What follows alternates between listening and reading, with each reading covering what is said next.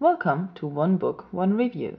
Hey guys, it's Friday and time for a book review. Today I want to tell you about The Native Star by M.K. Hobson. This book was recommended to me when I first asked you to recommend steampunk novels to me. And I really liked it, and it's been lying around for quite a while. And I blame the cover, because let's look at the cover. Looking at the cover, what kind of book do you expect? Yeah, I expected something in the future, something sci-fi or something like that. And I didn't feel like a sci-fi story for a very long time, so I'm just reducing my TBR pile now, so I picked it up. But when I started it, it wasn't a sci-fi. It wasn't in the future. There were no spaceships, nothing, no universe, nothing. And I was surprised. The book is set in the United States in the 1870s, and it tells the story of a young witch that lives in a really small village and a warlock who's visiting that village. Close to that village, there's a mining area, and in those mines, they use zombies to do the digging in the dark places because the zombies don't care. And one day, the zombies break free from the spell that's binding them to do the digging instead of running around and killing people. So the witch and the warlock go and stop the zombies. And while doing that, they find some magical artifact. And this artifact causes some problems for Miss Edwards, the witch.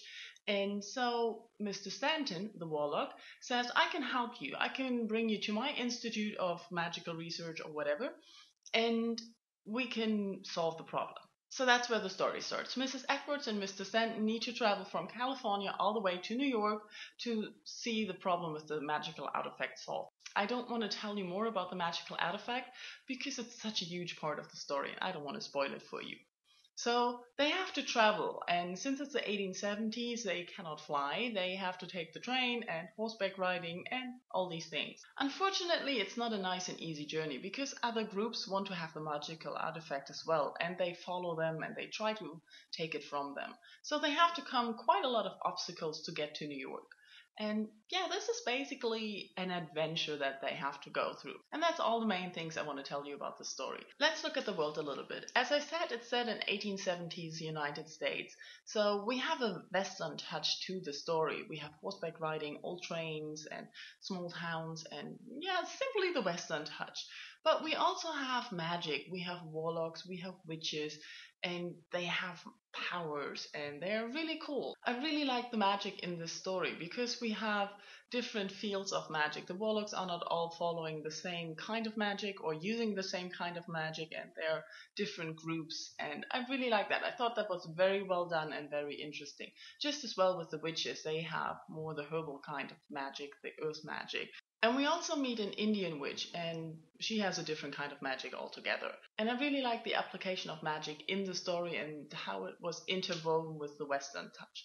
Really think that was well done. Next, let's have a word about the characters. We have the two main characters, Miss Edwards and Mr. Stanton. I only want to talk about them because they're very interesting. In the beginning, they don't like each other. Miss Edwards really is annoyed with Mr. Stanton because he's arrogant, he's condescending, and he always knows everything better, and yeah, he's just distancy. Miss Edwards, on the other hand, is very narrow-minded. She's very naive, and she's basically just been protected by the small town she's lived in, so she hasn't seen a lot of the world, which makes her very prejudiced.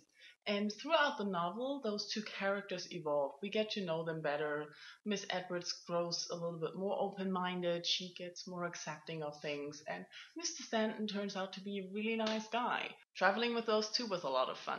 To see how they kept bickering at each other, how they keep provoking and challenging. Nevertheless, they started to like each other more and rely on each other, and that was really nice to see how these characters evolved and how they grew together. Really like that. The writing in the book is the only thing that kind of put me off a little bit.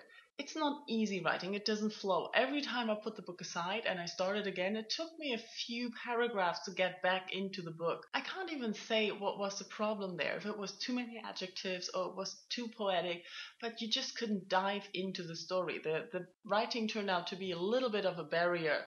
I was a little bit disappointed in that. It's not a major problem because the book is well written, it's well done, the story is really interesting and captivating. I really liked this book. Have I mentioned that already? I really like this book. It has a good balance of adventure and romance, and the story is interesting. It's not always predictable. There were a few things where I was really surprised. Really like that. So overall, I think this is a good book. It is a fun book. It was a really nice read. Those are my thoughts on The Native Star. If you've read the book, let me know what you think about it. And thank you all for watching. Bye bye.